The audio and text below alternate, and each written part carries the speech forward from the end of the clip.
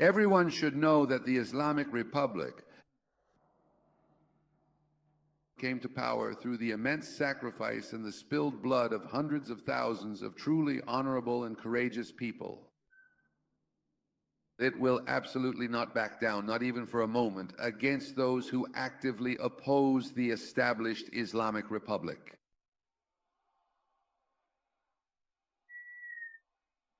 There are also people whose job is destruction.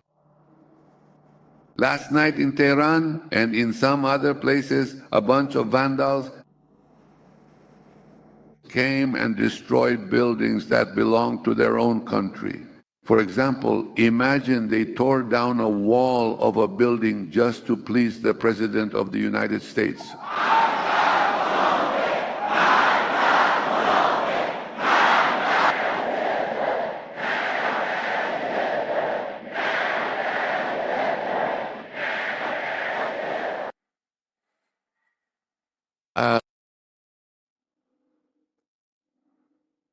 In my meeting.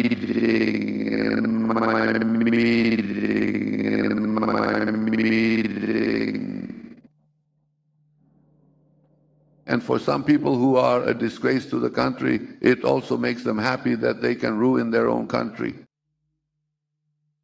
In his own country, all kinds of incidents are happening.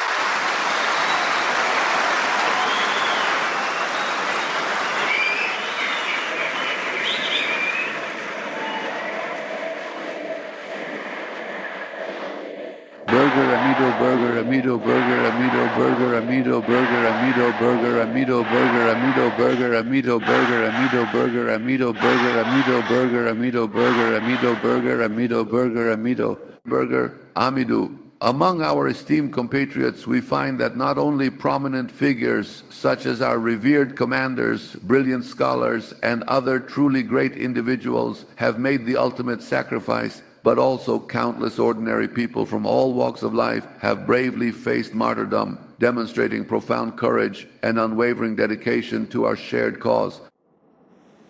This person said, "I gave the orders. I commanded in the war," so he confessed. His hands are stained with the blood of Iranians. When he says, "I support the Iranian nation," it's clear he was an inexperienced person. Without thinking or paying attention, they believe and accept whatever he says and act according to his wishes. They set 100 piles of trash on fire just to please him. Everyone should know that the Islamic Republic came to power through the blood of several 100,000 honorable people. In the face of those who actively threaten its very existence, the Islamic Republic will absolutely not back down under any circumstances.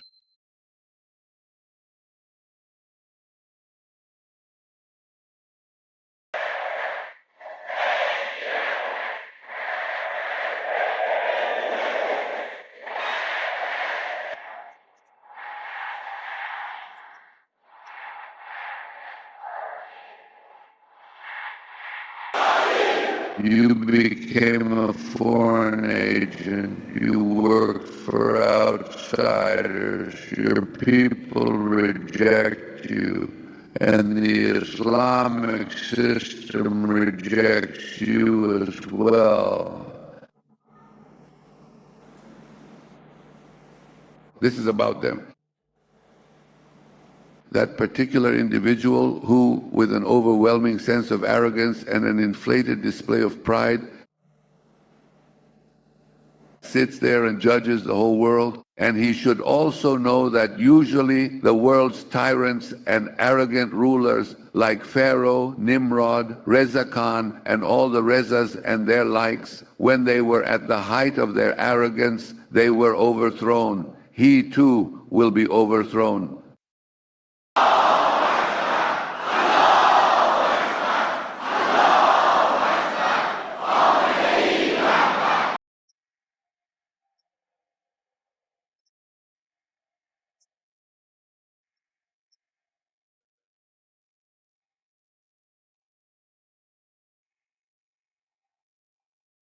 from the relentless and insatiable devourers of sacred religion and precious life, from the merciless and cruel devourers of the vulnerable and downtrodden oppressed, we seek ultimate liberation and profound protection. Preserve unity. A united nation will overcome any enemy.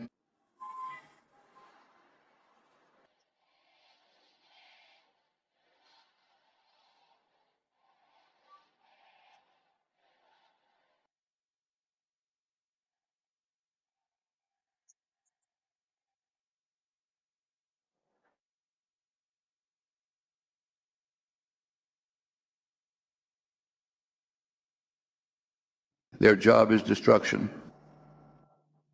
Last night in Tehran and in some other places, a bunch of vandals came and completely destroyed significant buildings that rightfully belonged to their very own country. For example, imagine they destroyed a wall of a building just to please the President of the United States.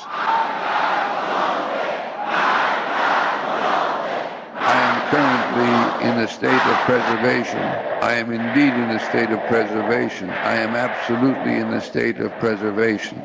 Because he explicitly stated that irrelevant and rather provocative statement that if the Iranian government does such and such, I will absolutely come and unequivocally take your side. On this particular side, he made his intentions very clear.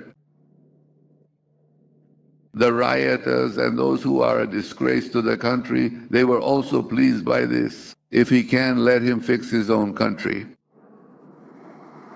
There are all kinds of incidents happening in his own country.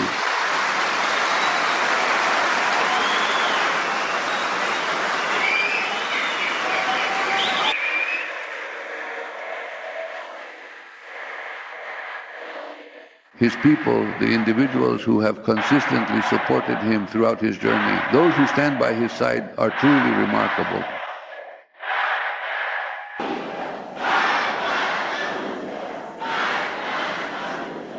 And his great hope, his hands are stained with the blood of more than 1,000 Iranians. In the war of 12 years and some months,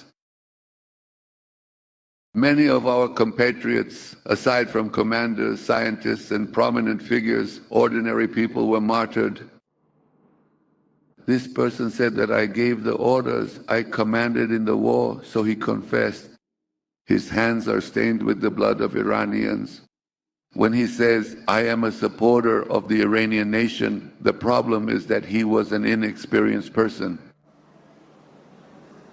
Without thinking, they believe and accept it and act according to his wishes. They even set trash bins on fire just to please him. Everyone should know that the Islamic Republic came to power through the blood of several 100,000 honorable people. In the face of those who actively threaten the Islamic Republic, it will certainly not back down.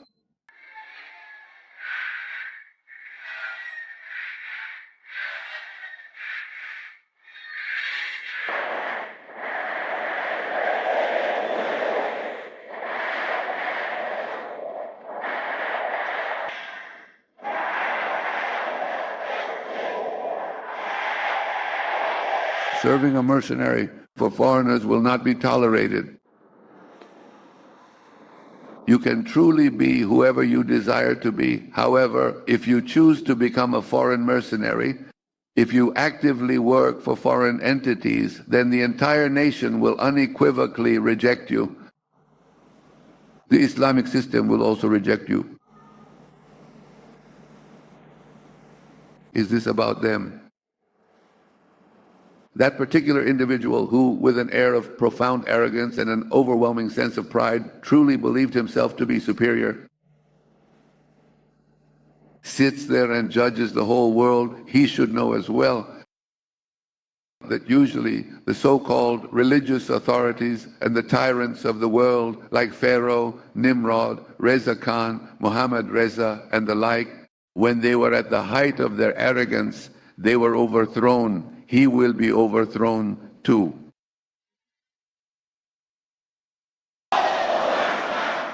A gentle ambient musical score begins to play softly in the background, creating a calm and reflective atmosphere.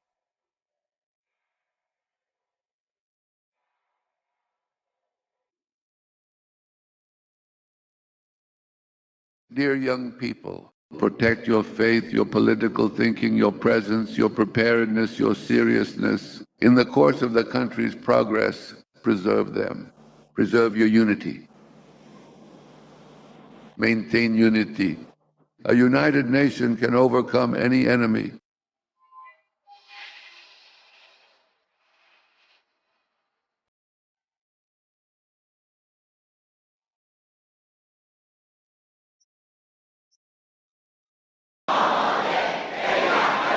According to Iranian state media, Iran's supreme leader spoke in a televised address amid reported unrest. Ayatollah Ali Khamenei addressed crowds in Tehran as reports of protests emerged from across the country.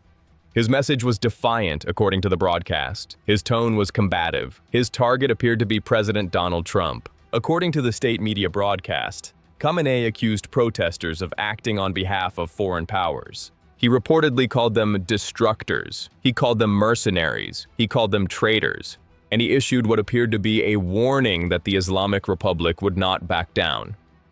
The speech comes as monitoring groups such as NetBlocks report widespread internet disruptions across Iran. Authorities have apparently restricted access to outside networks amid the reported unrest. According to these monitoring organizations, connectivity across the country has been severely affected. International monitoring data indicates severe restrictions on internet and phone services in many regions.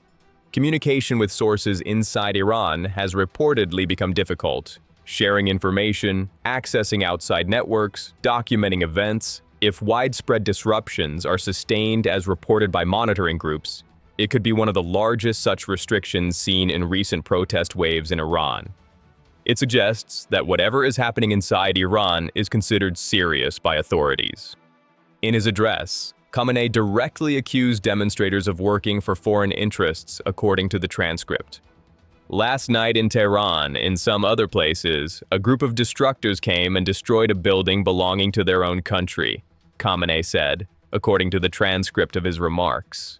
He continued, for example, suppose they destroyed the wall of a certain building to please the President of the United States.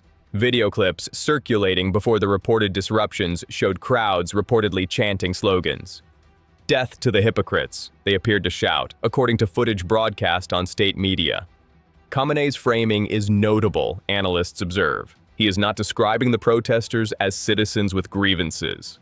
He is describing them as agents of a foreign power, as people who would destroy their own country to please an American president. It is a characterization that appears designed to delegitimize the protests entirely. Khamenei then turned his attention directly to President Trump, according to the transcript. His accusations were severe. His hands are stained with the blood of more than 100 Iranians, Khamenei declared, according to the transcript. He appeared to reference military operations. In the 12-day war, thousands of our compatriotas were martyred, he said. Not just the generals and scientists and great men, but also the common people. Then came what Khamenei characterized as an admission. This person said that he gave the order, that he commanded in the war, Khamenei stated, according to the transcript. So he confessed that his hands are stained with the blood of Iranians. And then he says he supports the Iranian people. The Supreme Leader's message appeared clear. He was accusing Trump of hypocrisy, of claiming to support Iranians while allegedly being responsible for their deaths. Khamenei then attacked those Iranians who have responded to Trump's statements of support, according to the transcript. His words were contemptuous. A group of inexperienced, inattentive, and thoughtless people believe him, accept him, and act according to his will, Khamenei said. They burn garbage to please him. The characterization is significant, analysts note. Khamenei is not engaging with the substance of any grievances. He is dismissing protesters as naive individuals manipulated by a foreign enemy. It is a response that authoritarian regimes have historically used when facing internal dissent, observers note. Blame outside forces, deny legitimacy to domestic opposition, frame resistance as serving foreign interests. The supreme leader then issued what appeared to be a warning, according to the transcript.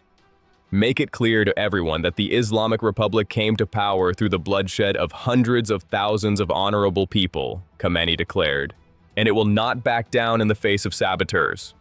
Video from state media showed the crowd responding. Allahu Akbar, they appeared to chant, according to the broadcast footage. Allahu Akbar. Death to America. Death to England. Death to the hypocrites. Death to Israel. The message from Khamenei appeared unmistakable. The regime has signaled it has no intention of compromising. It views itself as the product of revolutionary sacrifice, and it will defend itself against what it characterizes as foreign-backed subversion. Khamenei then addressed Iranians directly with a warning about collaboration with foreign powers, according to the transcript. The nation does not tolerate the mercenarism of foreigners, he said. No matter who you are, if you become a mercenary for a foreigner, if you work for a foreigner, the nation rejects you and the Islamic regime also rejects you. The implications could be serious, analysts suggest. Anyone who takes actions that the regime characterizes as serving foreign interests faces what Khamenei called rejection from the nation, from the state, from the system. In the context of Iran's government, rejection can mean many things, observers note. Imprisonment, exile, or worse. Khamenei appeared to be putting dissidents on notice. Then came perhaps the most striking passage, according to the transcript. Khamenei compared Trump to historical figures who met dramatic ends. That guy who sits there with arrogance and pride and judges the whole world, Khamenei said, in what appeared to be a reference to Trump. He should also know that generally the despots and the arrogant ones of the world like Pharaoh, Nimrod, Reza Khan, and Mohammad Reza and the like. He paused, according to the transcript. When they were at the peak of their pride, they were overthrown. Then the conclusion. This one will also be overthrown. The comparison appears deliberate and loaded. Pharaoh, the biblical tyrant. Nimrod, the ancient king who defied God. Reza Khan, the founder of the Pahlavi dynasty, deposed in 1941. Mohammad Reza, the last Shah of Iran, overthrown in the 1979 Islamic Revolution. Khamenei appears to be placing Trump in a lineage of rulers who fell from power, and predicting the same fate awaits him. The confrontation between Khamenei and Trump has reportedly been escalating. According to reports, Trump has expressed support for Iranian protesters. He has characterized the demonstrations as a legitimate expression of Iranian grievances, according to his public statements. He has suggested that the United States stands with those seeking change in Iran. For Khamenei, this is precisely the problem, according to his address. American support, in his framing, delegitimizes the protests. It transforms domestic dissent into foreign interference in his characterization. It allows the regime to characterize opponents as traitors rather than citizens. The dynamic is familiar from previous Iranian protest movements, observers note. The 2009 Green Movement, the 2019 demonstrations, now this. Each time, the regime has pointed to foreign involvement as justification for crackdowns. Khamenei concluded with a call to Iran's young people, according to the transcript.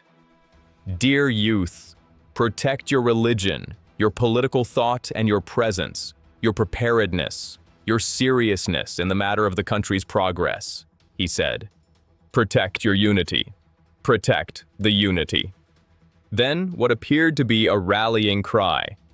A united nation will overcome any enemy. State media footage showed the crowd responding in what appeared to be unison. The prophet is free. We are ready. We are ready. It was a display of regime solidarity, according to the broadcast. Carefully orchestrated. Broadcast to the nation. Apparently intended to project strength. But the question of whether such displays reflect genuine support or managed consensus remains debated by analysts. According to available reports, the protests have spread beyond Tehran. Unrest has reportedly been documented in multiple provinces across Iran. The exact scope remains unclear due to the reported internet restrictions. Information is fragmentary. Verification is difficult. The full picture is obscured. But the fact that Khamenei addressed the situation so directly suggests the regime views it as significant, analysts observe. Supreme leaders do not typically respond to minor disturbances.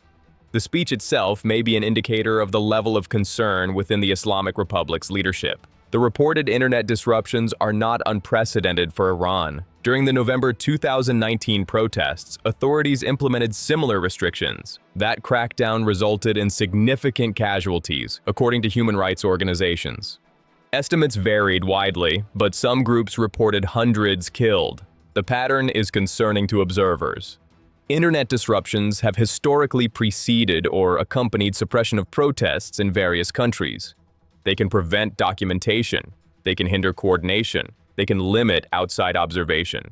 By restricting internet access, the Iranian government has apparently made it more difficult to verify what is happening inside the country. Some commentators note the protests come as global tensions remain high. The Trump administration has maintained its maximum pressure campaign against Iran. Sanctions remain in place, oil exports are restricted, the economy is under strain, according to economic analysts. Some analysts suggest the protests may be partly a response to economic conditions. Others see them as a continuation of ongoing political dissatisfaction. The regime blames foreign interference. The reality is likely complex, observers suggest. But Khamenei's speech suggests he is not interested in nuance. For him, the situation appears simple. Iran faces enemies abroad who are using what he characterizes as proxies at home. The response will be resistance, not negotiation, according to his address. Khamenei's prediction that Trump will be overthrown is notable. It echoes rhetoric that Iranian leaders have used for decades about American presidents, analysts observe.